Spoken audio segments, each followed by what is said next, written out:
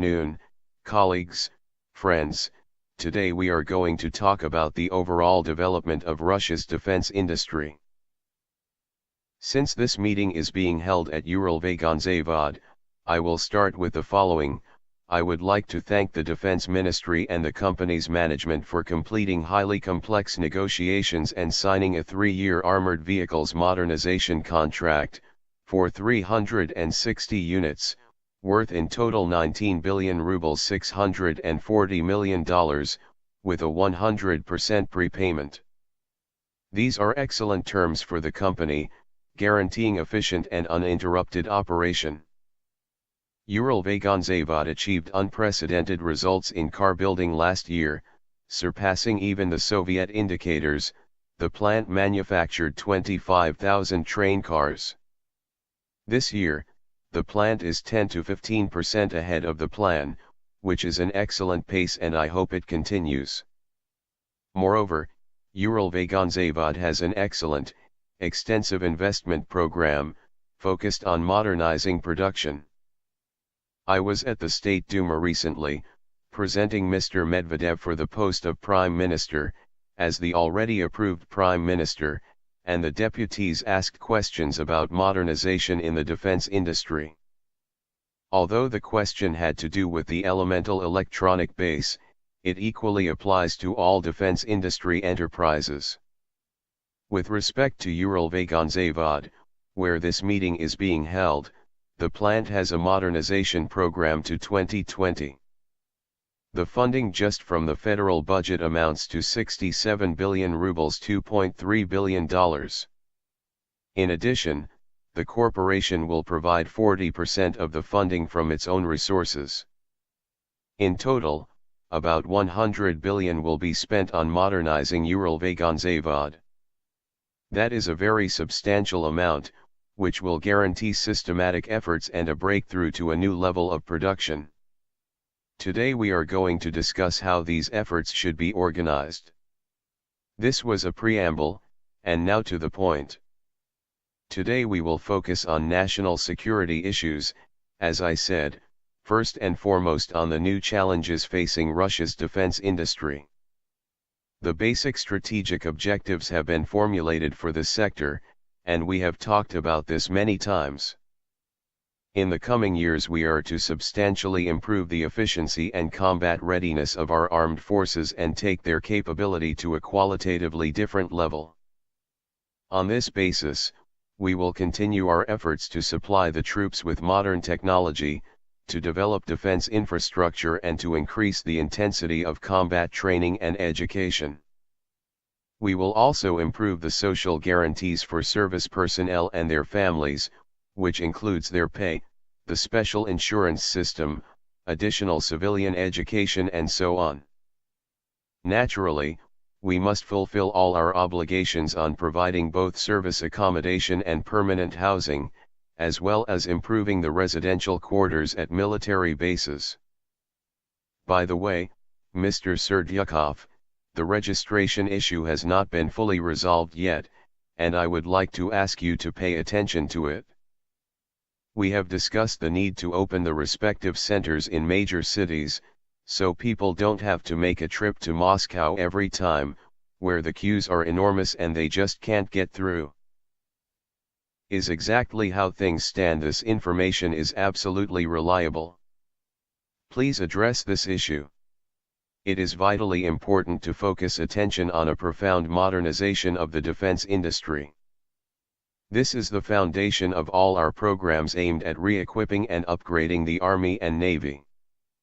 The industry must be ready for the development and mass production of a new generation of weapons, whose combat characteristics should fully meet the requirements for today and for tomorrow. I am certain that the Russian defense industry has the potential for reaching these objectives and tackling such challenges. At the same time, it is clear that the defense industry must make a true technological breakthrough and complete a full modernization cycle. Unfortunately, many companies are lagging far behind. Therefore, the state will invest extensive resources in the construction, reconstruction, and technical re-equipment of enterprises and research and development centers. Incidentally, I have just learned about some of Uralvagonzavod's promising projects, for which the Defense Ministry prepared the technical data.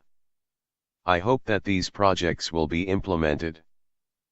Simultaneously, we must address systemic problems, to introduce more stringent requirements for the financial and economic efficiency of defense enterprises, promote real competition, including through the involvement of civilian companies and private businesses in defense programs, where it is justified and can be effective. Next, we have already made the decision to make the state defense contracts for 3 years rather than annually, as it was done before. We have just seen this at work with the contract between the Defense Ministry and Uralvagonzavod. In principle, we could even extend the term to 7 years, and the Defense Ministry is ready for this. We hope that this will allow defense industry companies to plan their operation more systematically and to use their financial resources more efficiently. However, I believe that we need new measures in such a sensitive area as the planning and implementation of the state armaments program. It should strengthen control over the quality of defense contracts execution at all stages, from initiation and composition to full performance, as well as to minimize the adjustments to the already approved state defense order.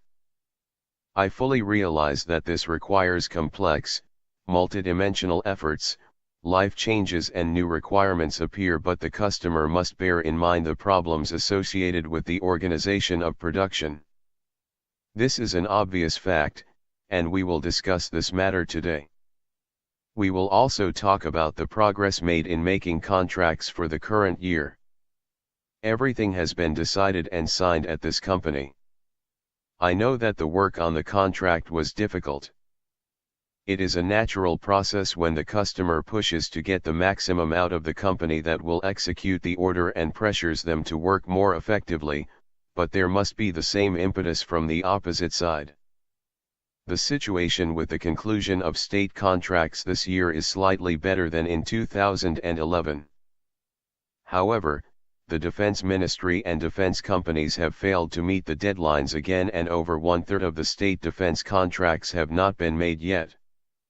I expect the Defense Ministry and the Military Industrial Commission to report to me on this subject in the near future. The next issue concerns the formation of a research and technology reserve. We must restore and build cooperation ties among sectoral research institutes and defense industry enterprises, to create an efficient system for selecting and supporting R&D, research teams that generate fresh, innovative ideas, and actively use the potential of the civilian science, our universities and research centers. I must tell you, colleagues, when I have meetings at civilian higher education institutions and research institutes, I see that people are absolutely willing to work, they have a great deal to offer, and we should use these opportunities. It is essential to strengthen the human resources network in the defense industry. Many companies today are faced with an acute shortage of skilled employees, which stops them from modernizing production. The lack of modern, well-trained skilled professionals poses great risks for the timely and high-level execution of defense contracts. Once again, I want to stress that we must raise the prestige of occupations associated with the defense industry, including through the provision of additional social guarantees and incentives to the specialists employed in the industry. Naturally, we should raise the wages, and we will discuss this issue as well today. Let's get to work.